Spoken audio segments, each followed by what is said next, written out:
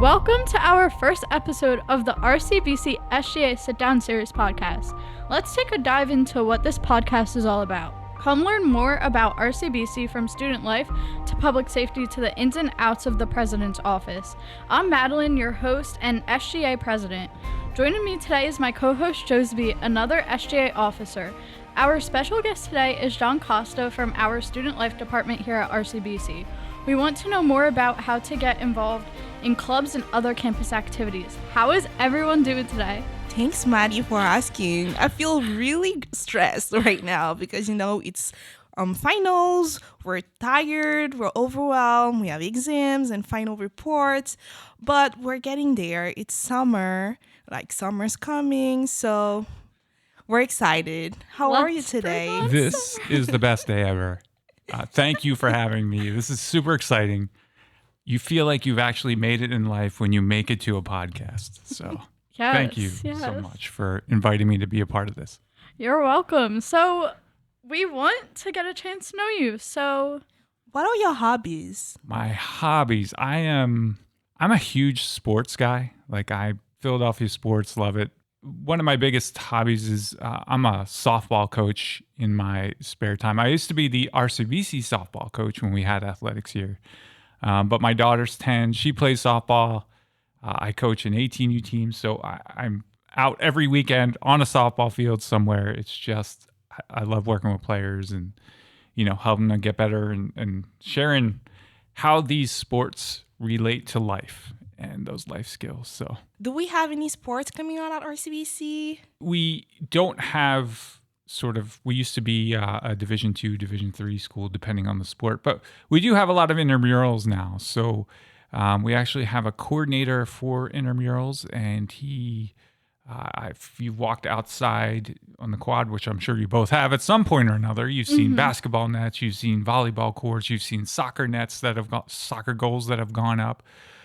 So we're always coordinating some sort of recreational activities for our students so that everyone's sort of engaged and not just, the athletes we were recruiting here to just play here. Now everyone can be a part of the recreational experience as a student. So, yeah. Okay.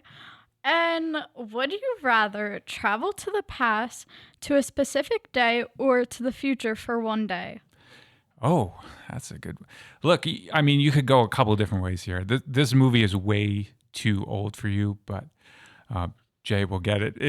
If you go Back to the Future, the second one, where he goes forward, he can learn, who won what sporting events, and he comes back and, can cheat a little bit and knowing who wins what. But no, I think really probably to the future because, I have two kids. I have a 10-year-old and a 12-year-old just to see how successful they were in life and, What made you work with college students? It's funny. I've been in student life for roughly 25 years now. I know I don't look that old. Actually, I do, but that's okay. And I started at Temple University, and it really was the dean of students there. I was a quiet kid in high school. I wasn't involved in a whole lot. I ran track, which is like the most isolating sport you can probably run, right? And cross country. So I went to college. I went to Temple. I had the dean pull me aside one day and said, "Why don't you be an orientation leader? I think you'd be awesome." And I became an orientation leader, and I loved it, interacting with students and connecting with the incoming class. And from there, it just snowballed. I've founded my own student organization after that, based around community service. I was SGA president after that. And then once I graduated, the dean's like, "Hey, we have a grad assistant job where you can help plan events and activities for students." So I did that. And then, the coordinator of student life became available there. And then I jumped into that. And I've been to probably 8 schools doing student life type things. It's just, for me, I love that every day is kind of different. I mean, event planning, you guys get to see, when we have the stress relief cow outside, or, we hold a dance or something like that. You get to experience the fun part of it. But there's a lot that goes into that, from contracts to, working out insurance and all that sort of thing with these vendors. And it's just, to me, it's exciting to come in, and every single day is completely different. I did try a year in academic advising. It was not for me. It was I was at Temple doing it, and I only advised education students because it's very different than it is here. With 25,000 students. There were specific advisors for specific majors. And I felt like I was saying the same thing day in, day out, take this class, take that. It just wasn't for me. So I jumped back in the student life after that. It's just, I feel most comfortable here, and helping students learn outside the classroom is exciting to me. Okay. And how long have you worked here, and when did you start working here? So I started in 2016. So I've been here, roughly 8 years now. Prior to working here, I worked in kind of the complete opposite scenario. I was working at a medical school in student life. And students from medical school are like Harvard, Yale, they've had this life path set out for them since the day they were born. And it kind of got boring to me. Like I love it here when a student takes a class or participates in an event, a co-curricular event, and they're like, I figured out what I want to do with my life. Like, to me, that's exciting when a student has that aha moment. And I just didn't have that at a medical school. They've never failed at anything in their life. So, and I'm generalizing. I get it. Not every medical student is the same, but I just love here when students aren't even sure if they want to come to college. So they try a couple classes out at RCBC because it's, super cheap, and you get a great education, and students sort of realize something what they want to do with their life. That's fun. I really enjoy that part of it. And that's what keeps me coming back every day. Okay, Pleased to hear that. But what majors did you pursue in college? I started out as a biology major. I was going to be a doctor. I don't know why. I'm not sure why. So I made it a semester as a biology major, and I got to physics, and I was in one of those classes where you're in this lecture hall with like 400 people. Oh, wow. That's a big class. It was super big. I do not do well in that environment, apparently, because I did not pass physics. And that's when I realized I had to figure something else out because, I born and raised in New Jersey. So going across the bridge to Temple, you're paying out-of-state rates, which are significantly higher. Even though I lived closer than most of the students who went to Temple, but they just happened to be in Pennsylvania. So I was about to lose scholarships because I was on like academic probation. Eek, I know. So that would have been the end of my Temple career. So I had to figure out something that, I wanted to pursue if biology wasn't that passion. So I became a political science major, believe it or not. And I loved it. I loved going to class. I had to take like public speaking classes, and that's stuff I never did in high school because I was this introverted, kid. And I got to get up in front of a classroom as terrified as I was and got to do these presentations, and it just made me more comfortable, speaking in front of people. And I loved it. I immediately, when I had to do an internship my fourth year, and I worked for a congressman. So I was all in on this, like, I'm going to be work in this political, arena and one day be in politics and that sort of thing. But I realized working in the congressman's office that people don't call their congressman when they're happy. So you're just getting yelled at all day long by senior citizens usually. That's crazy. And it's sad stuff too. It's, I didn't get my Social Security check this month, and I don't know why. And they're calling their congressman. So it's my job to help figure out. So I'm, calling up, it was in Pennsylvania where I was working, calling up Harrisburg and figuring out what was going on. But you'd come home and you'd be exhausted because you got yelled at all day. No one calls their congressman to say, great job. You guys are doing awesome. No one ever calls to say that. So I realized maybe that was the job. And it's just stressful. It was very stressful. Yeah, that sounds so stressful. Yes. So and on top of that, I was an intern, not getting paid a dime. And even if you get into it, if in the field office, when you first start, you're getting paid like at that Minimum time wage. like $20,000, Yeah. to live off of it. It did not end up as a good career path for me. Okay. So, what is your favorite part about your job here at RCBC? I love the students. I get so many people who come up to me, coworkers or people who visit the college, and they look in the Student Success Center, and we look at it and we're like, oh my God, this is chaotic. Like, it's crazy in there at any given moment. Like, students are playing ping pong or video games, or I've seen hacky sack in there, like badminton they were playing inside at one point. But yeah, guitars, you've got amplifiers going. So many different things are happening. But it's funny, you hear so many of our colleagues from other schools saying, our school isn't like this at all. How do you get your students so engaged and involved in what you're doing? And it's the students for me and my coworkers. Like, I love the team that I'm a part of, with Matteo, Adriana. I'm sorry, Adriana. Ariani. Sorry, we've had plenty of people come and go. But Ariani, I'm so sorry. That's what I meant. But Adrian and Nicole and Matteo and Dominica, I mean, their whole job is to make your experience fun and to help you learn something. So, I mean, we have the best job in the world. And to see the level of activity that the response of the students based on, what we've provided in terms of ping pong and that sort of thing. And to see the students actually use the hammocks outside. Like, that was for us was like, I had this email come in from this hammock company. I'm like, oh, this is kind of cool. Would our students want this? And they use it every day. I see it. And even after we bought it, I think Adrian was like, what are you doing? Like, why are we buying hammocks?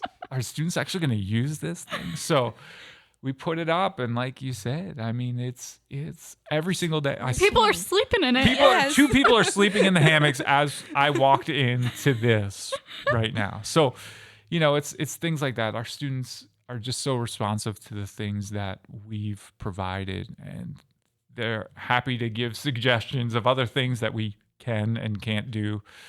But it just makes it fun to come to work every day. So we know that you're the president of Student Life, but student life is kind of a broad term. Tell us what you do every day here. First of all, thank you for calling me the president. I'm going to make everyone else refer to me as the president of Student Life. Please tell President Ciosi tomorrow when you meet with him.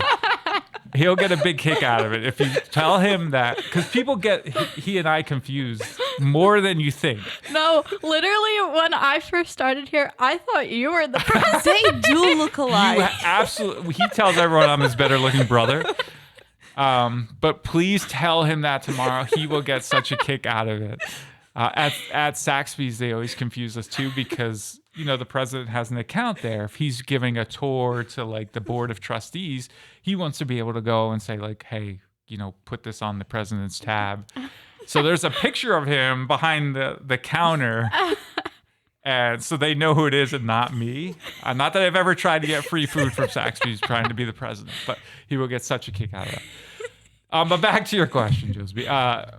So student life is it really is a broad term. And the way I think we best define it is pretty much anything that happens outside of the classroom, right, is student life. And it's changed it's very different now from when I started working in student life 22 years ago or whatever it is.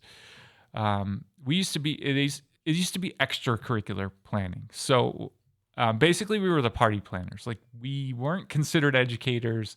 We just planned this fun stuff for students to do to keep them out of trouble at night, working in a residence hall facility. Nighttime is when alcohol is involved. So if we kept them occupied, then they wouldn't drink. So we were just these people to keep students occupied and let them have fun. And over my career, I've seen it shift to more of a co-curricular model, meaning we're trying to help you learn it's sort of building on what you're doing in the classroom. So if you're learning about, let's say in a criminal justice class, like surveillance and drones, well, the next week we'll have someone coming out to do a drone demonstration where you can actually fly a drone. So it's learning by hands-on experience outside the classroom what you're learning inside the classroom. It kind of dovetails and fits together. So it's really made that shift. And I have to say, here more than anywhere, I feel like faculty, deans, anyone involved in academics considers us educators as well for what we do with the students. It's not only the academic stuff, it's kind of helping you guys learn life lessons. This is the last stop before you're an adult, right? So I've got to help you learn to balance a checkbook, save money, how to de-stress on your own without a cow outside, or the dogs walking through. So I feel like we in student life have an important role in helping you figure out how to survive as a human being outside in the real world. Real life. Yes, real life, yes. yeah. And it's very helpful to all of us on campus. Well, we appreciate that. And it's our goal. You pay to come here, so we try our best to make sure that what we do is things you want to see. So Yes, it's actually student life made this campus feel like home, and I wanted to thank you for that. Yeah. And look, I'm going to publicly on the microphone apologize to the library just because of our setup in student life. Like, we are directly below the library, and at any given time, there's amplifiers with guitars, and we could have a speaker talking about whatever. Just being it's. Student life typically is loud. The library is typically quiet. It's just a recipe for disaster, and they are usually great sports. And understand that we're living in an environment where we are complete opposites in terms of noise, but we try and work together to make it work. Okay, so what is included in student life? So student life at any institution is really different. School to school. For us, we are the events, activities that you see on a daily basis. And then we also are wellness. We have a wellness coordinator. We're recreation, so we deal with sort of the non-official athletic side of things too. We are conduct, which is complete opposite of student life. I mean, student life is fun, exciting. Conduct is when you're in trouble and you do something wrong. So we see at your best and your worst sometimes. And we plan a lot of the college's major events. So orientation comes through our office as well as commencement. So we see you the first day you're here. We see you the last day you're here too. So it's really anything that happens outside the classroom at RCBC usually involves student life to some degree or another. Actually, I didn't know that student life handled conduct hearings. Tell us more about it. Yeah, it's conduct hearings are usually when a student is at kind of their lowest point. And we don't have many, there's not a ton of fist fights or any sort of violence things that a lot of conduct offices see. We don't have a residence hall, so we're not dealing with alcohol-related issues or that sort of thing, thankfully. For us, a lot of what conduct is revolves around sometimes academic integrity, where look, you ran out of time. You had to work. I get it. Our students work 2-3 jobs sometimes. And school comes second. And sometimes you take a shortcut in finishing a paper and you get caught. Those will come through our office. And our goal really, we're not out here to punish you. That's not our end goal, though sometimes it's part of the process. But our goal is really to help educate you on how the negative behavior that you've engaged in is going to affect your future, and your time here at RCBC. Look, if you want to get into law enforcement, if you want to get in a federal agency, anything that shows up on your RCBC conduct record, they're going to ask about. I've had people call me from the FBI. Hey, so-and-so applied for a job. Can you tell me I need to know their conduct record while they're there? And it could have been 10 years ago. And I'm like, I have no idea who that is, or I didn't think I'd hear that name again. And that stuff really, you're an adult now, right? So that stuff follows you around. We get schools that call and say, hey, this student applied to be a student here and finish their degree? Can you send me their conduct record? And, if something shows up, I have to share that. And it's trying to help students realize we have a lot of safety nets in place for students so that when it's a first-time offense, we're not putting something on your permanent record, usually, unless it's something absolutely crazy. But when it's, first-time plagiarism or something like that, we're trying our best to work with you to help you understand where things went south and why. And if it's time management, your punishment, quote unquote, will be, hey, we have a time management class that's run through career services or, our wellness coordinator. We're going to require you to attend that. So it's punishment, but at the same time, it's helping you learn the skills so that you don't repeat the same thing again. How do you suggest students get involved on campus? It's really hard to get students to take that first step out of your comfort zone, right? You might not know anyone here, or the students that came from your high school who are here with you at RCBC, maybe you weren't close with them, but it's really about taking that first step. Just come to an event. You'll meet someone, I promise you. Anytime, usually we have 3, 4, 5 events going on during the week in student success, and we go to other buildings as well to try and connect with students who don't come to the student success building all the time. But it's really taking that first step out of your comfort zone and just come to an event. We send all the events on a weekly email to every email address we have for students. You can go on Campus Lab, which is student campus life and organizations now.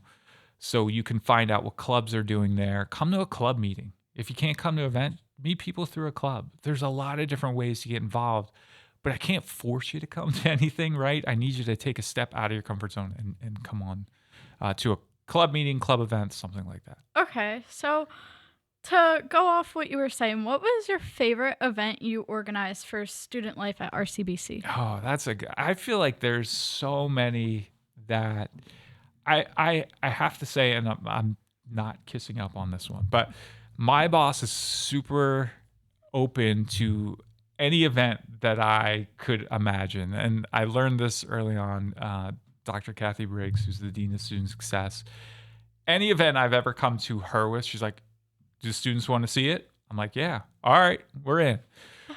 So I think my favorite, there's a couple, so I'm going to name a couple. The cow, obviously, like who gets a chance to pet a cow? I mean, I had to stand in line for 20 minutes. That was what's crazy. I had to stand in line for an hour. We have staff meetings and people propose ideas from my staff and they're like, this one, that one. And we're always sitting in there like, are students going to actually come? Like, students want to see a cow? And then we bring the cow here and there's a line of like 40 people and, it's awesome. I think my favorite was we did a Wild Wild West Wednesday one year and it was Wild Wild West themed, cowboy themed. We had the old time photos where you can put on like cowboy and, that sort of thing and take pictures with your friends. There was some movie, old Western movies playing on TV on the big screen there. And then we had a mechanical bull as well that students were riding. So we had like a whole bunch of activities. There were cowboy cheeseburger. There was just a whole bunch of things around that theme. And I just remember how loud the lounge was. I'm sorry, again, library. But how many students also just came out that we see the same students a lot of the times, but we know it's a good event when we get a bunch of students we've never really noticed before that are first time, like, hey, this is my first event coming. And it was pretty awesome.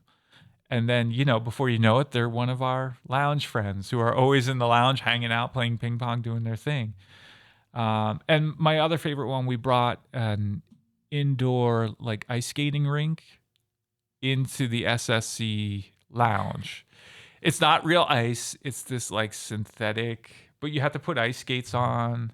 Yeah, it was pretty cool. We had a lot of students come out for that. It was before the pandemic, so it was like 2018, something like that.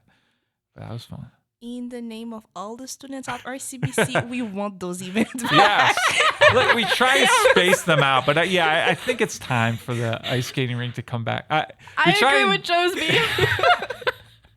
I feel like it's cheating if I bring in the same thing year after year. So we gotta we give it a couple year break on certain activities.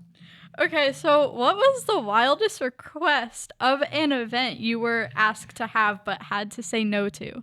Yes, that's an awesome question. So we used to, I don't know if you guys are still here yet. We had someone in Dominica's role. His name was Herson. He was super energetic. He probably was 5 feet, nothing tall, but just super hyper energetic, awesome guy. Was great for the role because he really engaged students. And he came, we were sitting in a brainstorming session, much like a table like this, and just chatting through ideas. He's like, I have the best idea. And I said, what is it? We're going to bring a rock wall into the lounge. And I said, all right. I'm trying to think through the logistics of getting a rock wall because they come in on these giant trailers and they're rolled in. And look, I think it was an awesome idea. But we did the measurements. We had the company come out, and we just couldn't get it through the doorway to set it up in the lounge because the trailer was too wide or something by about 6 inches too wide to get it through the door. So we had to have the rock wall outside. But an indoor rock wall would have been really cool to climb up to the area where advising is, to be able at the top of the rock wall to look over and see people in line for advising would have been. Registration people would have been pissed. Yeah, they would have been not happy. But the theme, I'm trying to think through what the theme was. It was something like surfing beach related. We had the mechanical surfboard too, and there was supposed to be this rock wall. I don't know how it all tied in, but that's how a lot of our meetings go in brainstorming meetings. It's like, throw me your craziest idea, and 9 out of 10 times I can figure out a way to make it work. And that was just that 1 out of 10 times I couldn't figure it out. We just had no way to get that thing in there. How can a student create a new club here? So when I first came here, the club process was pretty detailed and in depth. And for me, the goal really is ease of access for students. We want students to just be able to find student life and get involved some way, somehow, to make their experience more meaningful. So Adrian Doms and I really just cut that process down dramatically. It was one of the first things I did when I got here. And we made it so, look, you just need yourself and 3 friends who are interested in the same club that you are. You need to find an advisor who's a faculty or staff member, and we can help you through that process. If you don't have someone, I'll find you someone. And then it's a template of a constitution. We just need to know how the club's going to operate. And if for some reason you all graduate, it gives us something to go off of we have this document that if the club goes dormant for 5 years and someone comes back and they're like, we want to start the, basket weaving club. We have a document that says how the basket weaving club ran 5 years ago. So it's really those 3 things: couple friends, an advisor, fill out this template of a constitution we're going to give you. You can basically have a club started in about an hour. And you'll have access to funds to hold events, meetings, all that sort of thing. We've really made the process as easy as I possibly can make it. Can you tell us how many clubs you have on campus, and what are the main clubs that students usually go for and join? Yeah, so it really varies semester to semester, really, month to month, actually. We have about 32 different clubs that are active at any given time on campus. And that number changes dramatically throughout the semester. As you can imagine, when you get here in September, there's 10 clubs active. And those are the clubs where students carried it over from last spring. And then as the semester goes on and students get more comfortable with their class schedule and they're like, oh, I have free time, I can make this work. That club list grows pretty dramatically from there. Our biggest ones, we have a couple really big clubs. Esports Club is probably our biggest on campus. That ever since we created that esports room, it's really taken off. And there's about 100 different students who are involved in that club because there's so many games involved with esports that it really attracts a large number of students. Human Services Club is a really big one. There's a bunch of them that creative arts guild. They're out there now selling stuff to try and fundraise. We have a lot of professional organizations as well. Like we have a nursing, student nurses, radiography club. So it's not just fun. There's also ones that are tied to majors as well. And then there's the general interest ones like chess club, esports, that sort of thing. Yeah. And then there's honor societies too. We have Tri Alpha and, just so many different options for students to get involved. And then there's always something new that pops up that we didn't think of, that a student's like, hey, we want to form this club. We had a biochemistry club. Like I didn't really know that there were that many people interested in biochemistry, but sure enough, we had a club form around biochemistry. Yeah, biochemistry isn't really a big thing at this campus. I've never heard of it. You'd be surprised. It's, especially when you only have to find a couple other people. Usually that makes the process a little easier for you. But you said earlier that it's easy to form a club and the students will get a document about how the club is run and everything. But how do they get the document?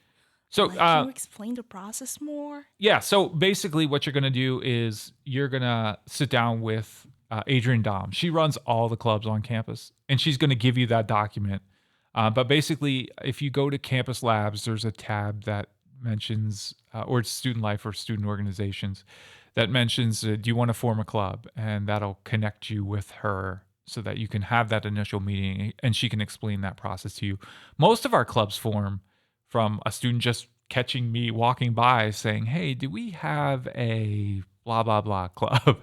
And I'm like, nope, but send me an email, send Adrienne an email. Here's our contact info, and we can make it happen for you. Before we wrap up, is there anything you'd like to promote or something we missed that you would like to tell listeners about? I'm just super excited to be here. It's commencement season. Like that's one of my favorite times of the year. Just seeing our students, when you see them come in as a first year student, that maybe mom or dad was like, look, you don't want to be here, but you're going to do something.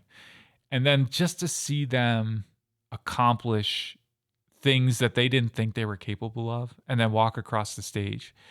I mean, I that's why anyone in higher ed, this is why we're there, right? It's for those moments when you see students come from, this starting point where they didn't think they could make it.